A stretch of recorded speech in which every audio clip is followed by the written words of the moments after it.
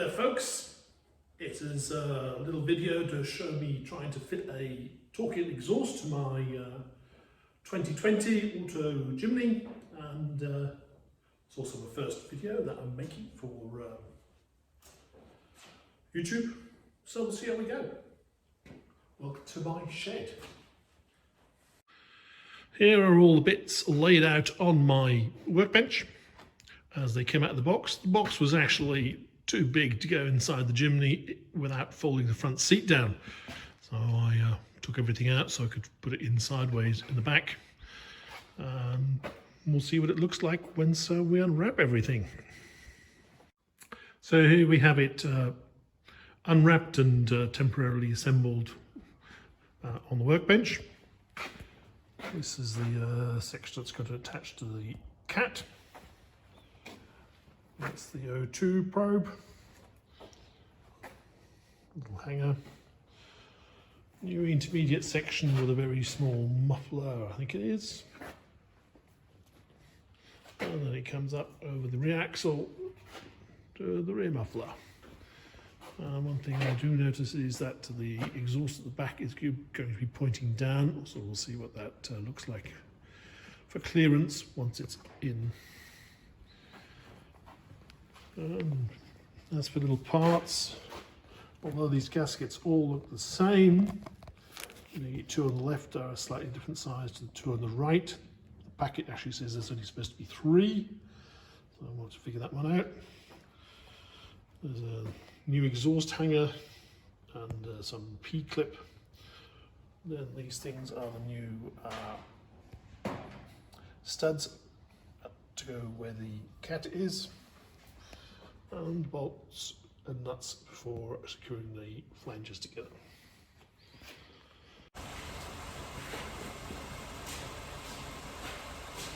Okay, time to go up the ramp.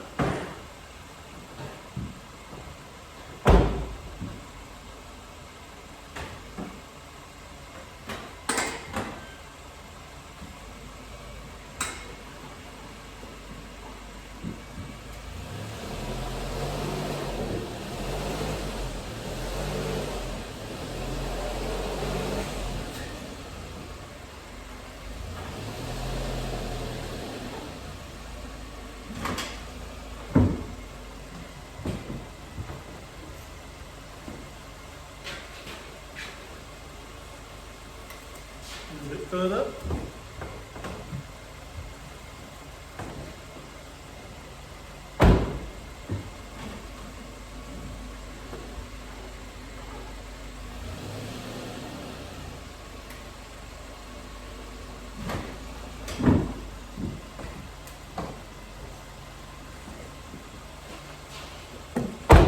There's the original exhaust running at idle. It's just off cold. Oh yes, do you like my ramps? They're cool, aren't they? That's a fence post. Pretty quiet. Well, this has got a few additions on this car already. Tough dog lift. And on the front you've probably seen I've got a, on the sides I've got some side steps. They came from Jimny style, I think, in the UK. Obviously the wheels aren't the original. They're 16-inch by 5.5 and 225s. And the front bumper is from Ironman. And sitting in behind is a worn ATV winch, 5,000 pounds, keep the weight down. So first thing to do, apparently, according to the instructions, is to remove the O2 sensor, which is just beside the cross brace. There's the cross brace, and behind the original large muffler. In case you're wondering what that is just a bash plate I put in, which I don't know yet which I'll have to remove or not. Anyway, one O2 sensor. Well, finally got the O2 probe out. Oh, had to use a very long Jimmy bar or gimme or whatever you call it. But it did go eventually. I've just popped it in that plastic bag to keep it clean, because as you can see, the bottom of my vehicle is a bit grubby. Well, that's the rear muffler out. The factory bolts were very tight again, so I'm guessing it's going to take longer to take the old one off than it is to put the new one on. So that's where the old muffler sat, in that gap there. I sprayed WD-40 on the rubbers as well to get them just to slide over the non-return swaging thing up there. All ready for the next one, working my way forward. So these are the flange joint I'm struggling to undo. It's just by the cross brace, and the reason probably why I'm struggling is because of this bash plate that I've fitted. But I don't really want to remove the bash plate because over here it's sitting underneath a guard, and the only way to remove the guard is to remove the this bolt here and then start. It all means taking apart most of the rear suspension. So if I can avoid it, I'd rather not do that. One option would be obviously to undo this bolt here, and these two over here, and maybe spin it, but well, do I think that's going to get me there? I doubt it. Maybe that's worth a shot. We'll see. We'll let you know. And if I do come to cut it, the next thing I will do is to undo these bolts up here that connect it to the bottom of the catalyst. And then I know if I can get them out, then it doesn't really matter if I cut the old exhaust. Although it's always nice to have a spare somewhere. This is my little helper. She's Abby, she's 10, in case you ever see her in the background. She's going, what the hell are you doing underneath that car? Well, it's another day. I spent yesterday afternoon trying to separate the front pipe from the midsection, and that is one hell of a pig. I thought I'd just talk about it before I went down there again and grunt and groan. I've now brought down the hacksaw in case I have to cut it. Trouble is, I don't want to do something I can't go back. Once I start cutting the old exhaust, that's it. So I'll show you in a minute when we go to the next screen. See ya. Well, I undid the bash plate, and obviously that one bolt there in the corner is pretty loose because they couldn't tighten it when they fitted it or refitted it. And now I have access to these bolts. We'll see if we can get them off. Woohoo! Woohoo! They've come undone. Excellent. Time for a little break.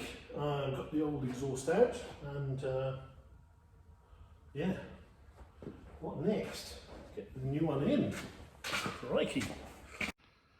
So here's the old exhaust. Around. Laid out. Nothing wrong with it. It's a Gumtree job or eBay or something.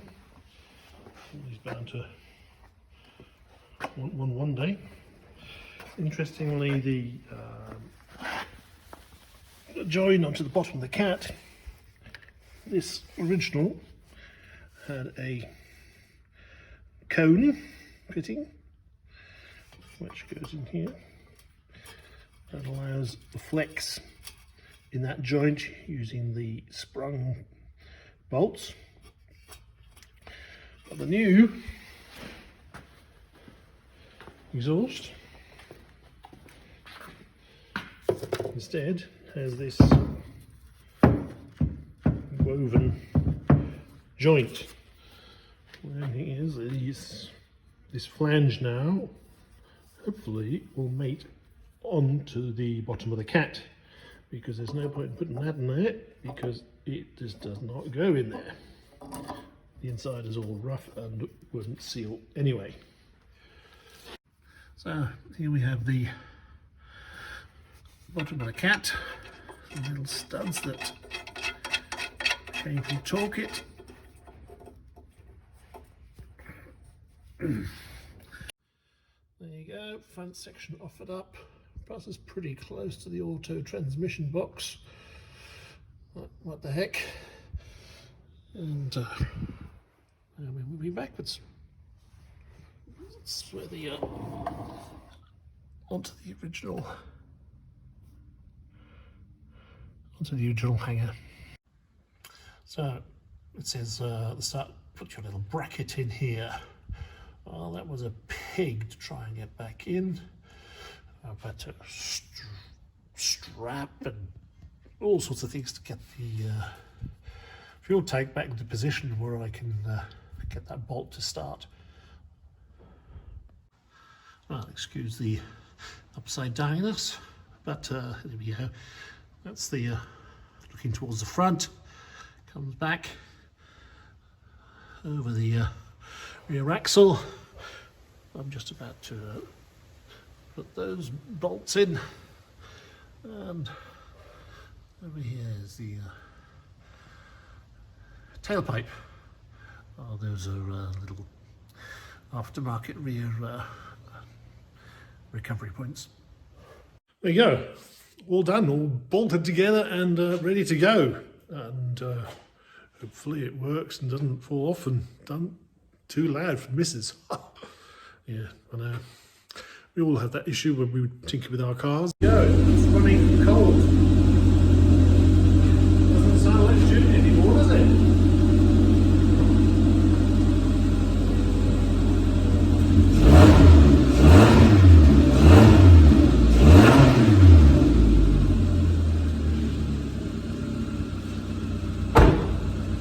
Sounds like it's got at least 102 horsepower instead of the normal 101. So the rear exhaust has come out. I don't think I have to cut it. Yep, all seems fine under there. Let's see how we go. Actually pretty close on my ash paint there. That becomes a problem. We're out and about. Then I'll have to get the grinder on that. But apart from that, everything seems okay. It's the O2 sensor back in. It's actually in a better position on this exhaust than the old one. The old one was back here somewhere, so it's quite difficult to get tools in to undo it. That's the hanger that's no longer used because it's pretty much a straight exhaust. That's where I put that little P clip. I don't know if that's the right place. Seems to make sense. That is the new exhaust hanger finally in position. So did I think that was particularly difficult to do? Yeah, not really. Not difficult, just fiddly and awkward. If you haven't got a hoist and you're making do with bodge home tools like I do, what other way is there? And we'll see if I can be bothered. I will put up another video about installing the long ranger tank. It means I have to take the exhaust off again. And I've also got a rear bar coming for the back. So we're going to go for a little ride up down the road, and this is audio only.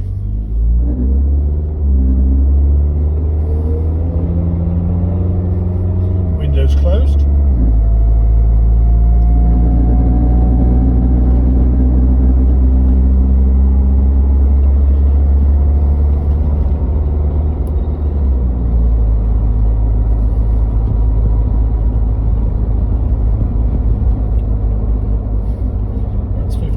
Now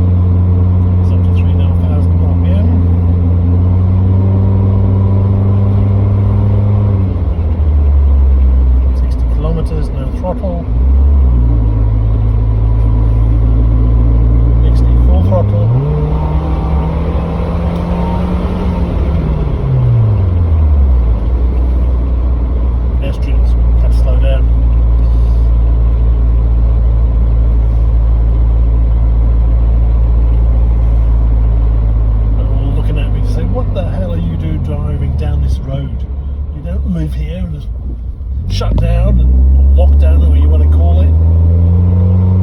Yes, middle of the COVID crisis of 2020-21. Yeah, well, I'm glad I live in somewhere a little bit rural. You poor buggers who are in the city.